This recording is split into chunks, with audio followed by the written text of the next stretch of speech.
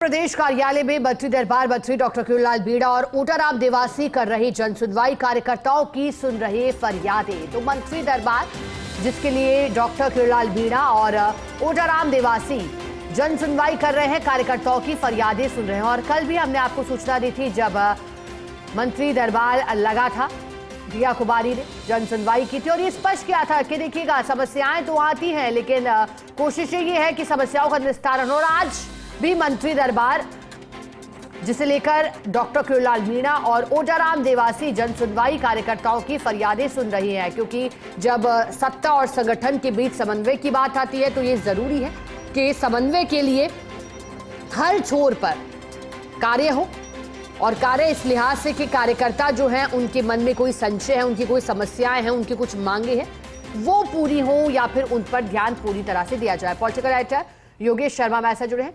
योगेश जी, आज भी मंत्री दरबार लगा है, मंत्री किरोड़ीलाल मीणा ऊटाराम देवासी कर रहे हैं, क्या इस दौरान प्रमुख कार्यकर्ताओं की फरियादें निकल कर आ रही हैं और कितनी देर तक चलेगा मंत्री दरबार?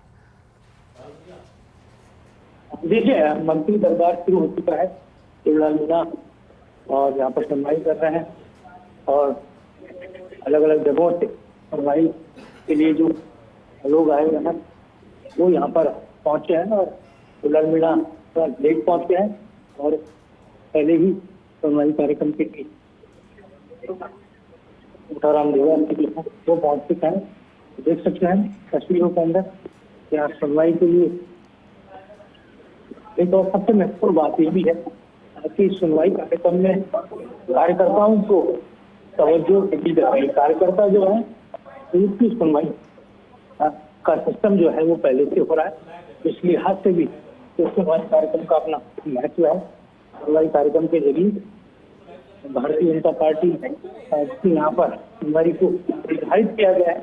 और अभी किरोड़ीलाल मीणा पहुंचे, राज्य के कृषि मंत्री है और इसके साथ ही यहाँ पर ऊटाराम देवासी भी पहुंचे हैं, वो भी मंत्रिमंडल के सदस्य हैं, राज्य मंत्री के तौर पर कृषि मंत्री हैं डॉक्टर किरोड़ीलाल मीणा। और कहा जा सकता है कि सुनवाई कार्यक्रम की अपनी विशेषता है और उस विशेषता के जरिए ही इस सुनवाई कार्यक्रम का अपना महत्व है। और एक तरह से कहा जाए तो दूर दराज से अलग अलग क्षेत्रों से लोग यहाँ पर सुनवाई कार्यक्रम के लिए पहुंचे हैं। तो इस सुनवाई कार्यक्रम का जो महत्व है उसके बाद डॉक्टर किरोड़ीलाल मीणा सुनवाई कार्यक्रम के लिए पहुंचे और कैसे मुझे कुछ देर जरूर उनको हुई, लेकिन किरोड़ीलाल मीणा क्योंकि पहले भी सुनवाई कार्यक्रम को जानते हैं, समझते हैं किस तरह से कार्यकर्ता की सुनवाई कार्यक्रम को जानते हैं, समझते हैं किस तरह से कार्यकर्ता की सुनवाई करनी है, ये उन्हें बखूबी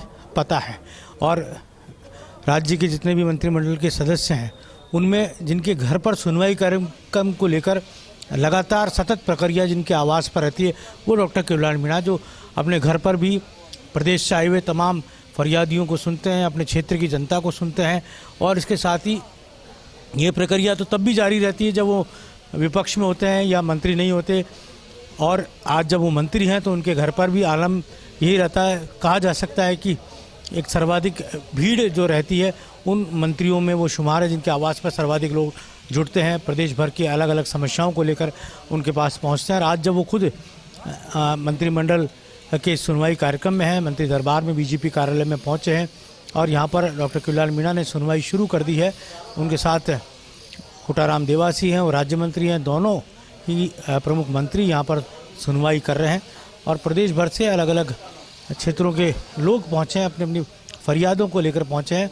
1 बजे तक सुनवाई का ये दौर चलेगा।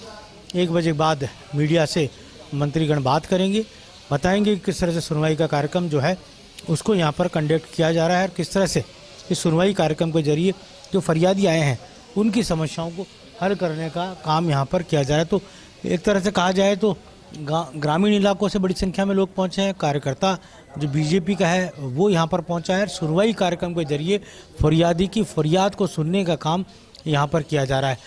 ये मंत्रिपरिषद का, ये मंत्रिमंडल का दरबार है। लंबे समय से भारतीय जनता पार्टी की जब सरकारें रही हैं तब ये दरबार या कह सकते हैं सुनवाई कार्यक्रम होता है।